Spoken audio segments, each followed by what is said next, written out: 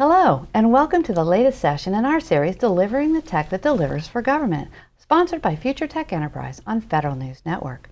I'm Vanessa Roberts, and during this series, I'm talking to technology leaders whose work keeps frontline federal contractors ready to deliver on government missions. For this session, our guest is Alexandra Guenther. She's the Senior Vice President and CIO at Leidos. It's great to have you here. Thank you so much.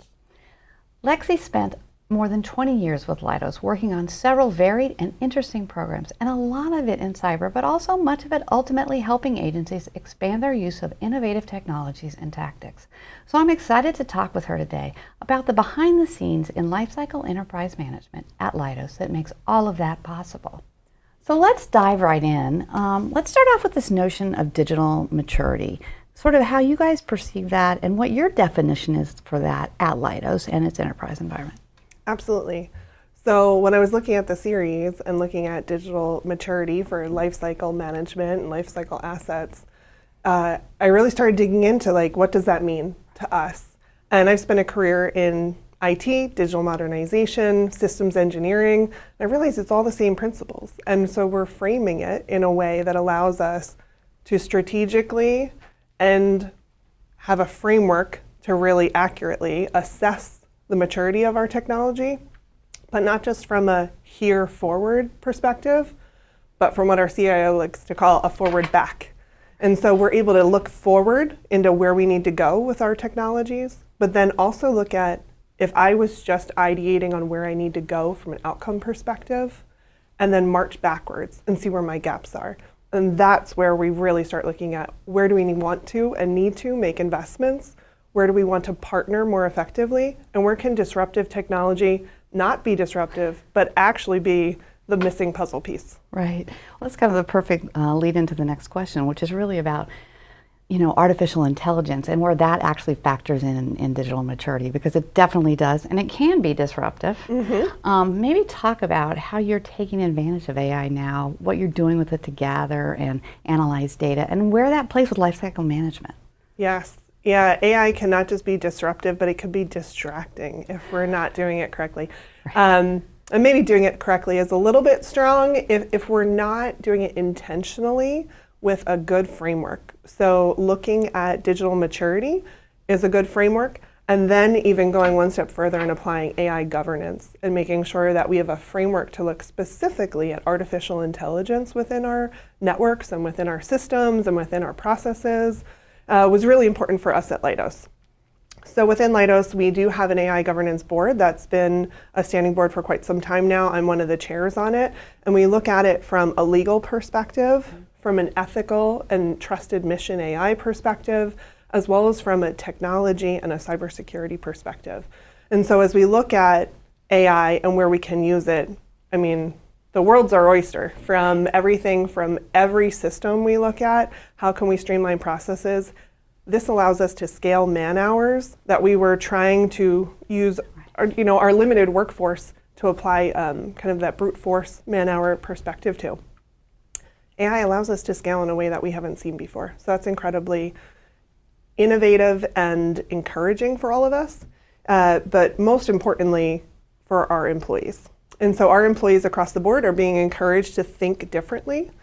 And we're looking at how we can use AI in order to store data differently, in order to analyze data differently. That's the one most people commonly think about using, analyzing and accessing data, but then also visualizing data. And so everything from your employee productivity applications and assistants, think like Microsoft Copilot, or Leidos is partnered with MoveWorks and has an employee productivity AI-driven chatbot there. We have an ability to scale our workforce in a way and to put productivity in the hands of our workforce that is so empowering for all of them, nearly 50,000 people across the globe. So that's just like one piece. And then the other piece I would say is on the enterprise business side, looking at how we are storing, analyzing, and visualizing our data from how we do business as a business. That's where we're really seeing the scaling of analysis and the ability to assess data in a much different way and delivering data faster, delivering results faster to our federal customers, our commercial customers, as well as to our management team, so we can make decisions faster. How is it changing how you're looking at how you manage like the technology across the enterprise too? Because that's one thing I've heard a lot of people talk about. Like, yes, you don't think of it so much that way. You think of it more out-facing, or what the people are doing at their desktop maybe, taking advantage of those things. But there's the ability to change how you manage your overall IT in the enterprise, right? Oh, absolutely. It goes back to that idea of the missing puzzle piece. And one of the initiatives that we undertook in the last few years is to develop a comprehensive forward-back methodology for how we look at our entire enterprise technology. So an enterprise technology roadmap complete with systems and processes, looking at it from how our financial teams and our growth teams and our engineering teams are using technology and where they need to go. What sorts of outcomes are they looking for? What sorts of capabilities are they looking for? And sometimes, and this is where we get into, being able to bridge the divide between the businesses, is asking them what hard questions, technologically, from an engineering perspective, from a customer perspective, or from a business perspective, can you not answer? Because the data is in different places, or I just don't have the ability to analyze and ask the really hard, complex questions. And this is where AI and AI-driven technologies can really drive us towards getting to answers. So at Leidos, we developed over 36 different use cases of basically business questions that we had a hard time answering natively with just using the technology at hand, without applying really high-end data analytics and AI-enabled data analytics. And so we have those now on a roadmap where we are tackling those year over year. And it's really incredible to see our growth teams understand a concrete, like, how well does this align to the capabilities we have for our federal customers, and aligning those capabilities and tying those out for our financial teams to see how quickly can we deliver results to a customer and then be able to effectively meet those KPIs for those contracts. And so it's allowing us to deliver faster and more accurately by looking at what are the capabilities we're trying to get to, what hard problems can't we solve, and if we think about them differently and apply some of these disruptive technologies such as AI into our technology roadmap, we can get to those results and sometimes get to them sooner. Right. And it's interesting you talked about those hard questions. So that's that idea of like prompt engineering, right? And bringing these large language models and applying your specific questions to it to train it, right? How do you avoid the issues of, say, like hallucinations, or maybe it's not a full answer that we're getting back? What's the roadmap for that, if you want to talk about that for a second? Yeah, so that's actually part of our governance discussions that we have on a monthly basis. And so we bring together, like I mentioned, I'm one of the chairs for the governance team, and we're looking through and we're asking those questions. And we actually have an assessment that we have the team that's bringing forward the technology and the model and saying, okay, based on these questions, assess yourself. And then we have a team of kind of more objective, maybe not as closely tied in, weigh in. And that's one of the reports we look at, is how trusted is this model? Because if it's not trusted enough, or if there's source models that are questionable, we need to evaluate that as part of our risk posture, because everything we're doing is risk informed. There's never no risk. And so we understand that we need to make risk informed decisions, and then understand the extra scrutiny that we as a corporation, as a federal contractor, are under. And so Leidos takes trusted mission AI very seriously, and it's one of the pieces that we use to evaluate any AI project. And we have paused some or said you're not ready for production yet because the model doesn't have the level of fidelity that we need it to have. So we've been obviously talking about innovation for the last few minutes, to be honest, but talk a little bit about that roadmap and innovation, and then supporting the federal customer and kind of how you balance all of that, because the federal customer has the need, you're trying to innovate so that you can be ahead and be able to deliver to the customer, but then maybe you need to pivot on like that internal enterprise roadmap, right? Yes. Yeah. I like to say innovation without outcomes is just sweat equity. So we're putting in a lot of sweat equity. Change is hard, right? And innovation is change. And that means that we need employees who can understand how to apply that change in a targeted and energizing manner, and not a draining manner. And in the federal space, I've been in the federal space for over 20 years, and I know I've heard all of the sayings of like, doesn't it move slower than commercial? Because I've been on the commercial side too. And they said like, do you miss the fast pace? And I think it just depends on marrying the right outcomes and having conversations with individuals who understand that outcome-based methodology and how to move fast. And innovation allows you to have those guardrails to move faster, safely, but you need to set the teams up for success. So when it comes to innovating, especially as a federal contractor, I'm very big advocate for making sure people understand what is your tolerance for change, and then how do we make innovation not just sweat equity, so people can really see the value, not just our employees, but also our customers. I also think people look at the government like from the outside, it's just the government, this large box, right? But there's such a vast, variety of things that they're doing, and some things are fast-paced, and some things are very demanding, and they need answers quickly, and they need you to move quickly, and other things there's time, or it may be slower. It just really depends. It's not one size fits all, right? Absolutely. And at Leidos, we have a saying, making smart smarter, and we do that by applying not just innovation as a thought, but by bringing in the right people, the right technologies, the right skills to the table to figure out how to do things differently. And the government is in a space where they are seeking to do things differently. And we are like perfectly positioned now, having had this methodology in place for several years now, and having a focus on Leidos comes from the middle of the word kaleidoscope. If folks didn't know. So if they're looking at how to pronounce it, it's the middle of the word kaleidoscope. But the reason why they took that name was because we look at things through a different lens. And I just thought that was like so perfectly positioned as we talk about innovations, we talk about disruptive technology.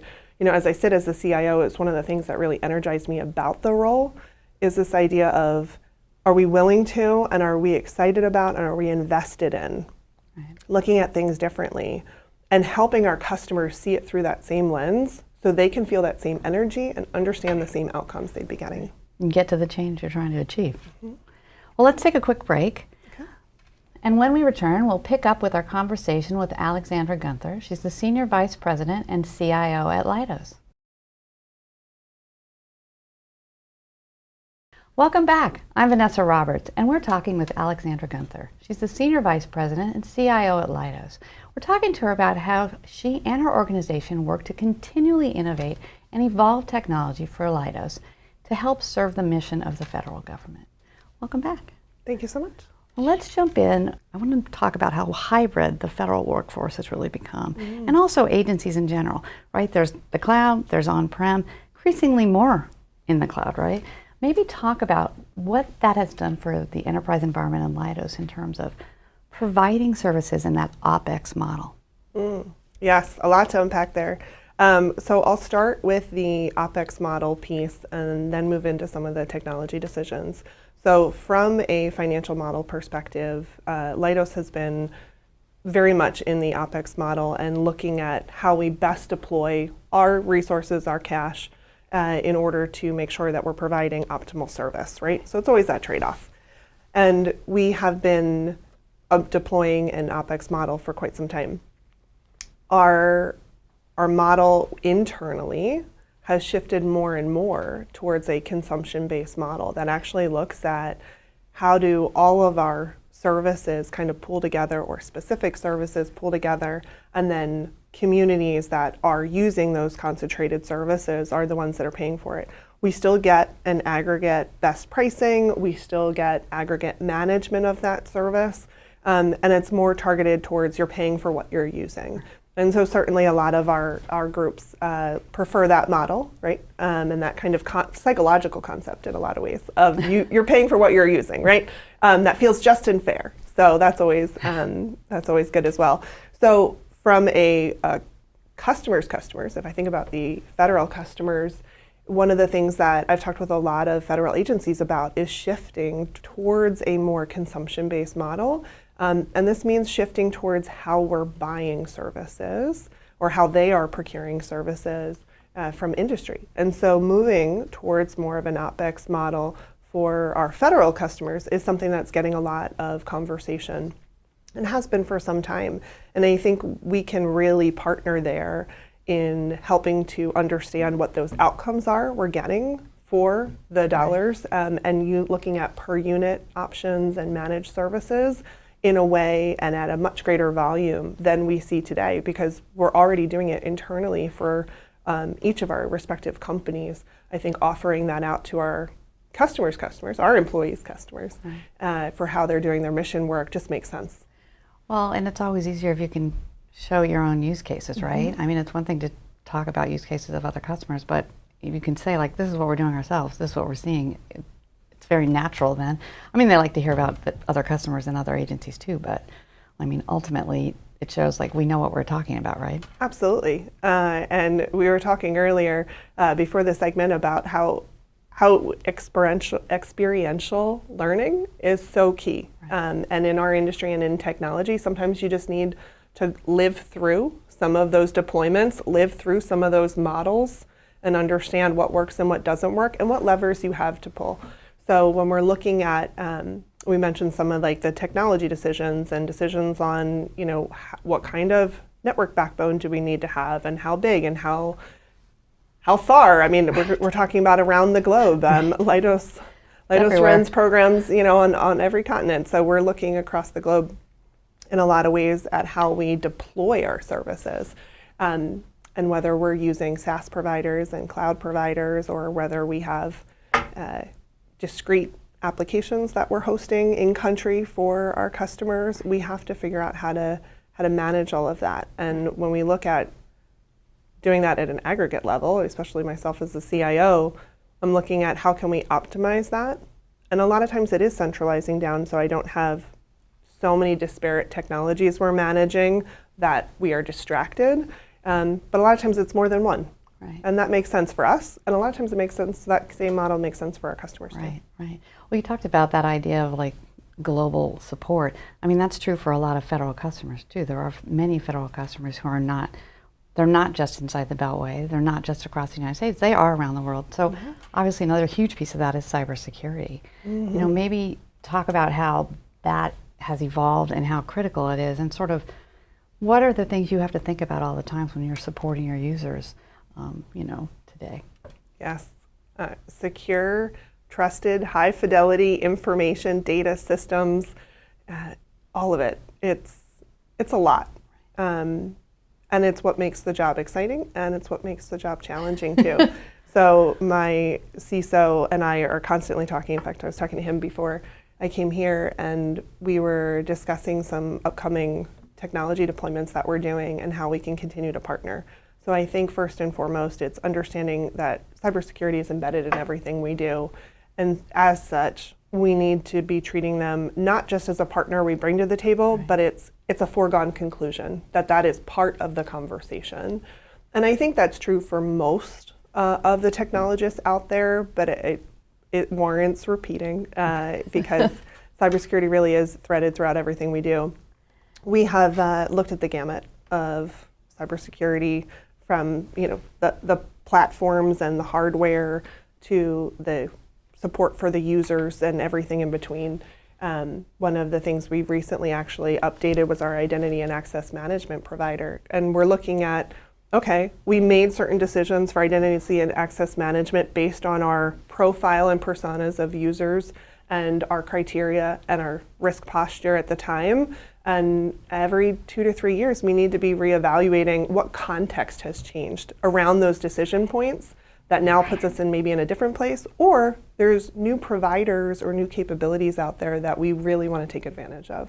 And so it actually led us to switching providers and looking at some increased features and functionality for our users. And so as technologists, that's part of the conversation we need to have, is that evolution continuously, and cyber just needs to be embedded in that conversation very tightly. Yeah, it's never separate or even parallel. It's like this now, Correct. Right? I mean, there's always been that conversation, but in reality, that's where we are. And I think it's interesting, you talked about identity management, and that also kind of alludes to all the things that are going on for the federal customer. And how does that perhaps affect what you all are doing? Some of them are requirements directly on contractors like CMMC, but also Zero Trust, that gets to identity management. That's a huge pillar in identity management. There's supply chain risk management. You brought up risk at the very beginning of this. Maybe talk about how you, as the CIO, think about these things and make sure like you're are integrating all these things appropriately for the enterprise so you can support that federal user? Yeah, as the CIO, one of the things I think is really important for folks in my role to figure out is that integration piece. So I mentioned systems engineering at the very beginning of our conversation. When I started studying systems engineering for my master's, I felt like I had finally come up with a vernacular that I could talk about how my brain works. And so this idea of everything integrating and all the piece parts coming together and systems of systems in order to achieve outcomes is very much my frame of reference for a lot of the work that I've done in my career. And so when I stepped into the CIO seat and a lot of these conversations started coming up about we've got supply chain risk and we've got CMMC risk and we've got zero trust, and each one of them have a framework, and AI governance, right? Each one of them have their own frameworks that we're using to govern them, but they really sing when you tie them all together. And so making sure that we're looking at frameworks not as, okay, like I walk through this door, right, and I check, and then I close that door and I go into the next one, but to figure out how do I create a technology profile, a portfolio management approach. And for each CIO, it might look a little bit different for their context in their industry and in their company. But for me, it was really important to make sure that that was a cohesive and fully integrated approach in order to have that really sing, because that's when you receive the benefits of optimization, right, across those different frameworks. So for supply chain risk framework, working very closely with our supply chain officer and looking at each of our key suppliers as true partners was really key. CMMC, working with our security teams to understand that was a multi-year journey. I mean, all of these items are often multi-year, but what's the regulatory compliance? What's the why behind it? What's the risk tolerance of our corporation? And then how far past compliance do we need to go? Sometimes compliance is fine for our risk tolerance, and sometimes we have to go much further. Right. Maybe talk for a second. Let's weave two ideas together now. Let's talk about AI and things you're just talking about, because as you said, it's not this thing, that thing, the next thing. And it's kind of a moving target. The cybersecurity itself is a moving target because the adversaries and what they're doing is a moving target. But also the compliance requirements change, the contract requirements change, and the government itself is trying to evolve its playbook on cybersecurity. So talk about how maybe you, if you are, what you're doing with AI there and kind of where you hope to see that go. Yeah, AI has been huge in really allowing us to scale some of those resource-constrained risk assessments that we were doing in order to scale it up much broader. So instead of looking at, say, your top 20% of your suppliers to be doing really in-depth supply chain assessments and risk assessments, certainly remaining compliant across the board, but then trying to go deeper to understand, third, fourth, N-tier subcontractors and their subcontractors, and doing those assessments, the man hours required to do something like that it just made it impossible to complete in a timely fashion, which is what you need for a risk assessment. And AI and our machine learning applications have really allowed us to go way further in that area, and so achieving a much better risk posture than maybe where we would have been without it. And so that's been increasingly helpful and also edifying for our senior executives to be able to feel that level of confidence and that lower risk posture.